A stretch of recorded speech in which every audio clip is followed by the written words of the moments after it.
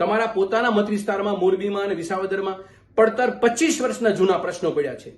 એક શબ્દ બોલવા કોઈ તૈયાર નથી. અને માત્ર ને માત્ર જનતાની સામે અભિભૂત કરવાની, જનતાને બીજી રાખવાની પ્રવૃત્તિ કરવાની. એક વિપક્ષના આગેવાન તરીકે અમને પણ સવાલ થાય કે ચૂંટાયેલો ધારાસભ્ય હોય એ બીજા ચૂંટાયેલા ધારાસભ્યને ચૂંટણીઓની નોતરવાની વાતોથી બાપને લાવવાની ક્યાં જરૂર પડી? અમારા પરિવારને લાવવાની વચ્ચે ક્યાં જરૂર પડી? આ તમારા સંસ્કાર બોલે છે. તમારી મૂળભૂત તમારી જવાબદારીઓ જે છે એમાંથી છટકી અને જનતાને બીજી જગ્યાએ વિચારવાન કરવાનો, એક ગુમરાહ કરવાની આ પ્રવૃત્તિ છે.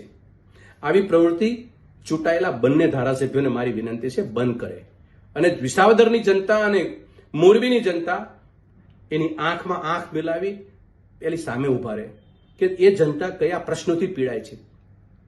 પેપર ફૂટે છે, ચિંતા કરી? 700 ખેડૂતોની શહાદત 2 વર્ષ પહેલા આ દેશના ખેડૂતો ઓછા થયા. બેમાંથી એકેય પક્ષના ઘરમાં દીવો નથી બળ્યો કે અમારી સરકારની અંદર કે આ સરકારમાં બનેલી ઘટનાઓ એનાથી અમે દુઃખી છીએ. આટલી તો તમારી હૃદયની ભાવના છે, એટલી સંવેદના છે ખેડૂતો પ્રત્યે અને જનતાની સેવા પ્રત્યે. ફરીને મારે વાત મૂકવાનું મન થાય. ગુજરાતના ખેડૂતો હોય, યુવાનો હોય કે મહિલાઓ હોય, તમામની પરિસ્થિતિ નાજુક છે. એ મુદ્દા ઉપર કામ કરવાની શરૂઆત કરો. એકબીજાના બાપ ઉપર જવાથી જનતાનું કોઈ ભલું થવાનું નથી. એમાં અટકો.